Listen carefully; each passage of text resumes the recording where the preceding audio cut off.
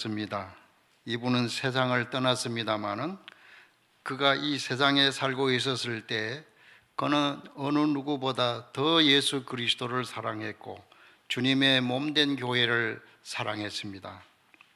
그러다가 그가 세상을 떠나게 되었을 때 이분은 자기 마음속에 오랫동안 간직하고 있었던 간절한 꿈을 자기의 가장 친한 친구에게 편지를 써서 보낸 후 숨을 거두었습니다.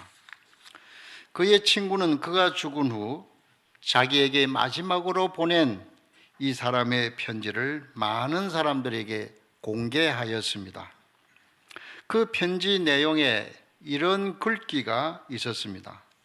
나는 에녹을 본받고 싶다. 에녹처럼 살고 싶다. 어떻게 하면 에녹의 삶을 그대로 본받을 수 있을까? 이런 문제가 매일매일 나의 마음속을 지배하는 생각이다. 이렇게 고백했습니다.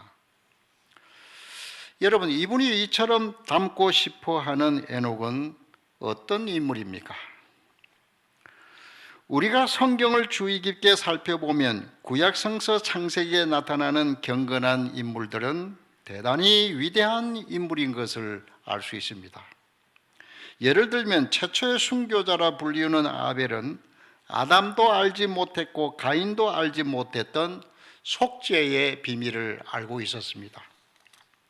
아벨은 인간이 죄를 짓고 난 후에 어떻게 하여야 하나님께 나아갈 수 있는가를 하나님으로부터 배웠고 또 이것을 그의 삶의 원리로 생활화해 나갔습니다. 그래서 그는 하나님께 제단을 쌓고 어린 양을 제물로 바친 것입니다. 또 그 후에 족장들인 셋과 에노스는 사람들에게 하나님을 믿는 저들의 신앙을 보이고 예배하는 법을 사람들에게 가르쳤습니다. 창세기 4장 26절에 보면 그때 사람들이 비로소 여호와의 이름을 불렀다 이렇게 기록되어 있습니다. 그 다음에 나오는 위대한 신앙의 인물이 오늘 우리가 본문을 통해서 읽어본 에녹입니다. 에녹은 아벨이 깨달은 속죄 제사의 비밀을 잘 알고 있었습니다. 그래서 그는 아벨이 했던 것처럼 양을 제물로 바치는 일에 소홀히 하지 아니했습니다. 그는 또 아벨 이후에 위대한 신앙의 인물인 셋과 에노스처럼 하나님에 대해서 많이 배워서 알고 있었기 때문에 사람들에게 하나님에 대해서 가르칠 수 있었습니다. 그러나 에녹은 위에 언급한 세 사람들보다 더 위대한 진리의 삶을 살았습니다. 그는 사람들에게 하나님과 가깝게 친하게 지낼 수 있다는 진리를 몸소 실천해 보여준 사람입니다. 물론 에녹은 오늘날 이 시대 과학, 물질 문명, 자동차의 물결이 홍수를 이루고 하늘에 비행기가 쉬지 않고 떠다니며 초고속 열차가 빠른 속도로 달리며 또 사람들이 컴퓨터와 로봇으로 처리되는 이 시대를 알지 못했지만 그는 오늘날 우리 시대에 그 어느 누구도 경험하지 못한 살아계신 하나님과 더불어 동행하는 삶을 그대로 살았던 사람입니다. 오늘 우리가 읽은 본문 말씀에서 히브리서 저자는 에녹이 하나님과 동행했다고 하는 의미를 하나님을 기쁘시게 했다고 하는 사실로 설명하고 있습니다. 여기서 동행이라고 하는 말씀은 하나님과 인간의 관계를 설명하는 신학적인 용어라기보다는 인간의 부부생활, 곧 남편과 아내의 관계를 설명하는 데 많이 쓰이는 말입니다. 동행하는 삶이란 곧 부부생활을 의미합니다. 남편과 아내는 결혼 서약을 한 후에는 일생을 부부로서 동고동락합니다. 기쁠 때는 같이 웃고 슬플 때는 같이 웁니다. 이것이 부부생활, 곧 동행하는 삶입니다. 마치 부부가 일생을 동고동락하는 것처럼 에녹이 하나님과 더불어 일생을 동고동락했다고 하는 것입니다. 사람들의 가정생활을 살펴보면 어떤 부분은 참으로 평화스럽게 행복하게 살아가는 데에 비해서 어떤 부분은 너무 자주 싸웁니다. 평화스럽게 살아가는 가정의 비결은 다른 데 있는 것이 아니죠. 아내가 남편을 기쁘게 해드립니다. 또 남편이 자기 아내를 어떻게 해서든지 즐겁게 해주어요. 그러나 평화스럽게 살지 못하는 가정을 바라보면 서로가 서로를 아주 못살게 괴롭힙니다. 이런 가정생활을 하는 사람들이 얼마나 피곤하고 지친 삶을 살아가는지 모릅니다. 어깨가 축 처지고 걸음걸이에 힘이 없는 남편들이 바로 그러한 삶을 살아가는 사람들이 아니겠습니까? 얼굴을 잔뜩 찌푸리고 웃음이 없는 여인들이 바로 이러한 가정생활에 지친 여인들이 아니겠습니까? 이런 부부를 동행하는 부부라 말하기 어렵습니다. 에녹이 하나님과 더불어 동행했다고 하는 것은 에녹이 하나님을 기쁘게 해드렸다는 것입니다. 그러니까 하나님께서 또 에녹을 즐겁게 살도록 그렇게 만들어 주셨어요. 우선 하나님께서는 그가 65이 되어서도 낳지 못하던 자식을 낳게 해 주셨습니다. 그리고 그 자식에게 건강의 복을 주셨어요. 그래서 에녹의 아들이 무두셀라는 이 세상에서 가장 오래 산 사람이 된 것입니다. 오래 살았다고 하는 것은 건강하다는 것이 아니겠습니까? 이외에도 하나님께서는 에녹이 필요로 하는 모든 것을 채워주셨습니다. 그가 살 집과 음식과 의복에 불편함이 없도록 하나님은 그를 돌보아 주셨습니다. 그래서 히브리서 저자는 말씀하기를 그는 옮기우기 전에 하나님을 기쁘시게 하는 자란 증거를 받았느니라, 이렇게 기록하고 있습니다. 이 말씀을 우리가 음미해 보면 하나님께서도 에녹을 기뻐하셨음이 틀림없습니다. 왜냐하면 하나님께서는 자신이 기뻐하지 않는 사람과는 동행하지 않기 때문입니다. 두 사람의 마음의 일치가 없이 어떻게 동행할 수가 있겠습니까? 동행한다고 하는 것은 친목과 우정, 친교와 사랑을 의미합니다. 사람이 하나님께 합당한 사람이 되지 않는 한 이런 요소들이 하나님과 사람 간에 있을 수가 없습니다. 그러면 에녹은 날 때부터 성자로 태어난 사람입니까? 아닙니다. 에녹은 우리와 같은 육종을 지닌 사람입니다. 모든 인간들이 날 때부터 천성적으로 죄를 짓듯이 그도 죄가 있었으며 양들이 한 번씩 목자를 떠나 길을 잃어버리듯이 그도 행위와 행동에 있어서 길을 잃고 다녔던 사람입니다. 그래서 오늘 창세기 5장 21절에서 24절을 보면 그의 삶의 새로운 시작을 65세로 보고 있습니다. 그 전까지는 그도 갯길로 간 적이 있었음을 암시해주고 있는 것입니다. 그러므로 에녹도 사죄와 정결이 필요한 사람이었습니다. 하나님과 동행하며 즐기기 위해서는 그도 오늘날의 우리들처럼 사죄를 받고 칭의를 받을 필요가 있었습니다. 여러분, 이 세상에 살고 있는 사람으로서 그 어느 누구도 죄를 용서받기 전에는 하나님과 즐길 사람은 아무도 없습니다. 그러면 어떻게 하나님을 기쁘게 해 드릴 수가 있겠습니까? 오늘 히브리서 저자는 그것을 가르쳐 믿음이라고 했습니다. 믿음이 없으면 하나님을 기쁘시게 할 수 없다. 에녹이 하나님을 기쁘게 했다면 그것은 그가 가진 믿음으로 인해서였습니다. 그는 믿음으로 하나님을 기쁘시게 하는 사람이 되었어요. 여러분, 만일 에녹이 어떤 특수한 재능을 가지고 하나님을 기쁘게 해드렸다면 우리는 절망을 느낄 수밖에 없습니다. 대부분의 우리들은 그런 재능이 없기 때문이죠. 또 에녹이 그가 가진 특수한 은사나 높은 인격으로 하나님을 기쁘게 해드렸다면 우리는 실망할 수밖에 없습니다. 대부분의 평범한 사람들인 우리에게는 그러한 은사나 높은 인격이 없기 때문입니다. 그래서 우리는 절망할 수밖에 없죠. 또 에녹이 어떤 놀라운 일을 했거나 기적적인 역사를 이룩함으로써 하나님을 기쁘시게 하는 자가 되었다면 우리는 그렇게 할 수가 없지 않아요. 우리는 그저 평범하지요. 그래서 또 실망하게 될 것입니다. 그러나 창세기 5장 21절에서 24절까지 에녹의 생애를 기록한 말씀을 보면 에녹의 생애는 그저 평범하기만 합니다. 자식을 낳은 일 외에 그가 한 일은 아무것도 없어요. 그러나 에녹이 한 가장 위대한 일 한 가지가 기록되었는데 그것은 믿음을 통해서 하나님을 기쁘시게 한 자. 믿음을 통해서 그는 하나님을 기쁘시게 했다고 하는 것입니다. 만일 에녹이 믿음을 통해서 하나님을 기쁘시게 해드렸다면 오늘 우리들에게도 이 축복의 문이 열려져 있는 줄로 믿으시기 바랍니다. 우리들에게도 믿음만 있으면 우리가 에녹처럼 될 수 있다. 나도 에녹처럼 될 수 있다. 믿음만 있으면 우리도 하나님과 더불어 교제할 수가 있다고 하는 것입니다.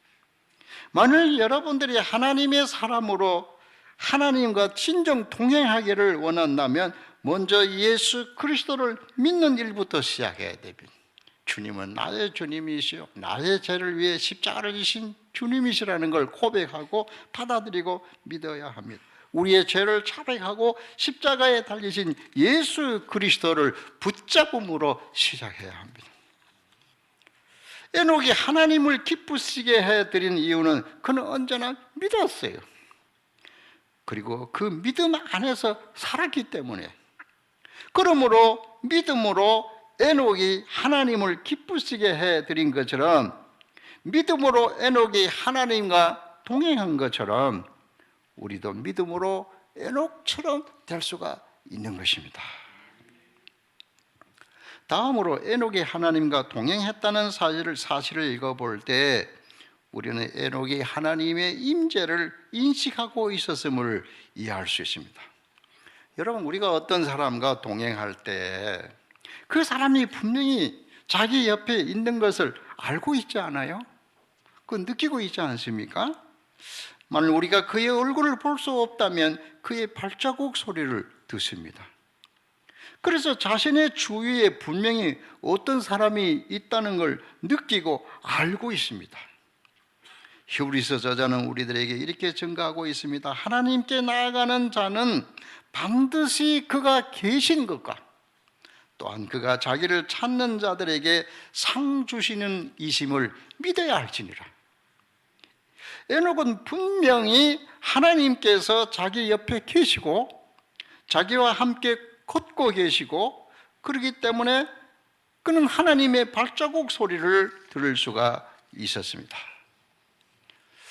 우리는 흔히 위대한 선교사가 되어야 하나님이 함께 하실 것이라고 생각하죠. 위대한 목회자 곁에 하나님이 계신다고 생각합니다. 수많은 사람들의 병을 안수기도로 고치는 사람이어야 하나님께서 임재하시리라 생각합니다. 그러나 하나님은 우리들의 일상생활 속에서 우리와 함께 하시는 하나님이십니다. 주부들이 빨래하는 빨래터 옆에 식사를 준비하는 주방에 남편들이 일하는 일터에 노동자들이 일하는 작업장에 농부들이 농사하는 밭에 하나님은 함께 하십니다. 이러한 하나님을 믿음으로 붙드시기를 바랍니다. 하나님께서 옆에 계시는 것을 믿을 뿐만 아니라 하나님을 부지런히 찾는 자들에게 상 주시는 분이라는 것을 믿으시기 바랍니다. 제가 소정교회에서 23년 목회를 끝내고 하나님의 은혜로 원로 목사가 되고 2016년도 2년 전에 은퇴를 했습니다. 은퇴를 하고 나니까 뭔가 보여요. 이 주님의 손이 늘 옆에 저와 함께 한다 하는 느낌으로 오는 겁니다. 그렇다 해서 제가 주님의 손을 보는 건 아니에요. 주님께서 늘 옆에 이렇게, 그래서 내가 본다 그래서 뭐가 보인다고 우리 집사람에게 이야기를 했어요. 내가 지금 뭘 본다고 그랬습니다. 그러면 우리 집사람이 아이고 얼마나 기도를 많이 하길래 그리 뭐가 보이느냐고 이렇게 칭찬을 하고 그럴 줄로 알았어요. 그랬더니 화를 펄컥 내면서 그게 이제 보이면 어떻게 하느냐. 보이려면 20년 전에 보였어야지. 그게 은퇴한 다음에 보이면 무슨 소용이 있느냐. 아이고 얼마나 욕을 얻어먹었는데. 제가 가만히 생각을 해보니까 그러면 제가 목회 시작할 때 그 주님의 손이 안 계셨느냐 그러면 그게 아니거든. 다 제 옆에 우리 주님의 손이 저와 함께 하셨는데 그때는 깨닫지를 못한 거예요. 그때는 안 보이다가 지금은 보이는 겁니다. 또 우리는 이 에녹이 하나님과 동행했을 때 그가 살았던 환경에 대해서 살펴볼 필요가 있습니다. 어떤 분들이 이렇게 생각하지요. 그가 살았던 그 시대의 환경은 오늘날처럼 복잡하지 않기 때문에 하나님과 더불어 교제하기가 쉬웠을 것이다. 물론 오늘날 이 시대는 확실히 하나님을 섬기기가 어려운 시대입니다. 우선 사람들이 너무 바빠요. 살기 위해서 얼마나 바쁜지요. 정보가 남들보다 빨라야 돼요. 뭐 여행도 가야 돼요. 운동도 해야 돼요. 그래서 에녹과 같이 산다고 하는 것은 어려운 일이다, 이렇게 생각합니다. 그래서 더더욱 에녹이 처했던 그때 당시의 환경을 살펴보는 것이 흥미로운 일입니다. 그런데 우리가 에녹에 관해서 알려고 할 때 에녹에 관한 역사적인 자료가 거의 없다고 하는 것입니다. 창세기 5장 21절 24절 에녹에 관한 설명은 에녹이 하나님과 동행했습니다. 하나님이 그를 데려가심으로 세상에 있지 아니했습니다. 이 두 개의 문장이 에녹에 관한 설명의 전부입니다. 그래서 어떤 사람은 에녹의 생애는 별다른 모험적인 일이 없이 그저 조용한 생애였다, 그렇게 말합니다. 그러나 우리가 성경을 자세히 살펴보면 에녹은 그렇게 조용한 위치에서 조용하게 살았던 사람이 아니라는 것입니다. 분주하게 살았던 사람이에요. 막중한 책임을 가진 사람이에요. 봉사의 삶을 살았던 사람입니다. 오늘 우리가 읽은 유다서에 보면 그를 가리켜 아담의 7대 손이라고 했어요. 이것은 무엇을 의미합니까? 그때 당시에 그는 족장 중에 한 사람이었다 하는 것입니다. 당시의 족장은 명예도 있지만 책임도 짊어지고 있는 그런 존재입니다. 옛 관습에 보면 가족의 우두머리는 선지자며 제사장이며 또 그 가정의 왕입니다. 여러 가정들을 돌보는 부족의 족장이라면 그는 상담자이며 행정관이며 통치자입니다. 그래서 당시 그의 사회적 위치는 아주 중요한 책임을 맡은 공직자라고 생각해야 옳습니다. 그러니까 그는 그 시대 사회 속에서 아주 중요한 일을 하고 있었습니다. 얼마나 바빴겠어요. 그때 당시에 뭐 가정마다 무슨 법적인 문제가 생기고 다툼이 생기고 싸움이 생기면은 족장이 조종자가 되어서 해결을 해야 돼요. 어떤 때는 벌도 줘야 돼요. 그 족장의 일입니다. 그리고 얼마나 바빴겠어요.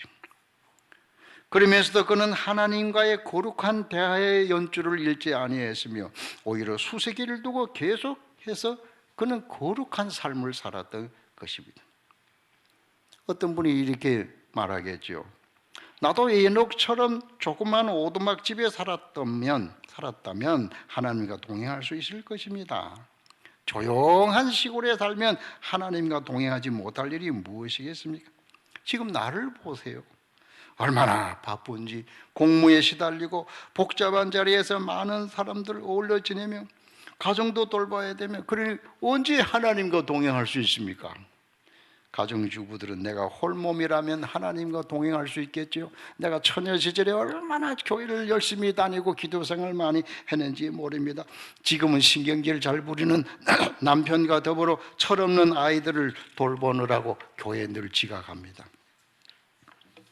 그러나 성경은 무엇이라고 말씀합니까? 에녹이 무두살라를 낳은 후 300년을 동행하며 자녀를 낳았으며 그가 365세를 향수하였더라. 그는 많은 자녀를 거느린 가장입니다. 은둔자가 아니에요. 독신생활자가 아니에요. 공직자입니다. 그러면서도 그는 하나님과의 교제를 끊이지 않고 계속 했습니다. 또 에녹은 매우 악한 시대에 살았습니다. 에녹은 죄가 온 세상을 뒤덮기 시작할 때 나타난 사람입니다. 그가 살았던 그 시대가 얼마나 악한 시대였는지, 그 죄 때문에 얼마 있지 아니해서 하나님께서는 온 지면에 있는 사람들을 다 멸해 버리지 않으면 안 될 정도로 그런 악한 시대였습니다. 에녹은 조롱자와 멸시자들이 우글거리는 때에 살았습니다. 오늘 우리가 마지막으로 읽은 유다서의 말씀이 그것을 암시하고 있습니다. 에녹은 예언하기를 보라, 주께서 그 수많은 거룩한 자와 함께 임하셨나니 이는 무사람을 심판하사 모든 경건치 않는 자의 경건치 않는 일과 또 경건치 않은 죄인의 죽게 거스르려 한 모든 강팍한 말을 인하여 저희를 정죄하려 하심이라. 에녹은 장차 이 말 하나님의 심판을 미리 내다보면서 경고했습니다. 그 시대는 하나님을 사랑하는 사람이 별로 없는 시대였어요. 하나님을 사랑하노라 자처하던 사람들도 타락해져 가고 있는 그런 시대였습니다. 쾌락과 탐욕의 시대를 지배했고 불법과 부정과 살인과 악독과 간음과 사기와 동성애와 이런 죄악들이 그 맹위를 떨치고 있는 그런 시대였습니다. 이런 때 에녹은 조용히 있을 수가 없었습니다. 그의 영혼 속에 불타고 있는 하나님의 진리의 영, 거룩의 영이 그를 가만히 있을 수 없게 만들었습니다. 그래서 그는 빗발치는 신성모독과 비난의 연발 속에 서서 사악한 사람들의 생애와 당시 희롱하는 자들의 음탕한 언어에 대항해서 하나님의 진리를 선포하고 하나님을 변호하는 데 전력했습니다. 에녹은 사람들의 불경건한 타락한 삶을 보고 그들에게 증언을 했습니다. 에녹의 설교의 주제가 주님의 심판이었어요. 놀라운 일이 아닐 수 없습니다. 하나님과 아주 가깝게 살았던 사람들로 손꼽히는 두 사람, 곧 다니엘과 요한도 주의 재림과 큰 심판의 날에 관해서 많이 말씀을 했어요. 그러므로 에녹의 삶이라고 하는 것은 그 악한 시대 속에 우뚝 서서 하나님의 말씀을 선포하는 말씀의 대언자로서의 삶을 살았던 것입니다. 이게 얼마나 어려운 일이겠어요. 또 사람들은 죽을 때 돌아가셨다고 말합니다. 직설적으로는 죽었다고 말하죠. 그러나 에녹의 죽음에 대해서 오늘 우리가 읽은 본문 말씀은 그가 있지 아니하였다, 이렇게 말씀하고 있습니다. 그가 있지 아니했다. 이 말은 그가 여기에 없다는 겁니다. 그것은 바꾸어 말하면 그는 저기에 있다는 것입니다. 하나님이 그를 자기 곁으로 데리고 간 것입니다. 그는 과거에도 하나님과 함께 있었고 지금도 있습니다. 다만 죽음만을 맛보지 아니했을 뿐입니다. 에녹의 혈과 육은 하나님의 나라를 유업으로 받을 수 없었습니다. 그는 순식간에 변화를 체험한 것입니다. 사람들이 에녹이 지금 어디에 있느냐 물었을 것입니다. 아무도 그의 죽음을 보지 못했기 때문입니다. 그러나 그의 이별을 아는 사람들은 하나님이 그를 데려갔었다, 이렇게 말합니다. 하나님이 데려갔었다고 하는 사실은 이 세계 말고 또 다른 세계가 있다고 하는 것입니다. 2차 대전 때 일어난 일입니다. 어떤 젊은 청년 하나가 그 아주 격렬한 전쟁터에서 싸우다가 총알을 맞고서 쓰러져서 죽어가고 있었습니다. 그리고 군목이 달려왔어요. 그 군목이 달려와서 당신이 이제 곧 죽을 것입니다. 그러니까 마지막으로 무슨 말이 있으면 해주세요. 내가 당신 대신 편지를 써서 그 당신 어머니에게 전해줄 테니까 뭐라고 이렇게 말을 해주세요. 편지를 써 보내겠습니다. 그러니까 이 청년이 우리 어머니에게, 제 어머니에게 제가 죽을 때 아주 기쁘게 죽었다, 그렇게 써주세요. 예, 그렇게 하겠습니다. 또 다른 뭐 할 말이 없으신가요? 그랬더니 예, 하나만 더 부탁을 드리겠습니다. 지금 제 머리에 제가 주일학교 다닐 때 저를 가르쳤던 주일학교 선생님이 제 지금 머리에 떠오르는데, 그 선생님에게 제가 죽을 때 그리스도인으로 죽었다고 그렇게 써주세요. 그리고 이 청년은 눈을 감았습니다. 그리고 이 군목이 그대로 편지를 어머니에게 보내고 또 주일학교 교사에게 보냈어요. 근데 그 선생님으로부터 해답이 왔습니다. 편지를 보내주셔서 너무 고맙습니다.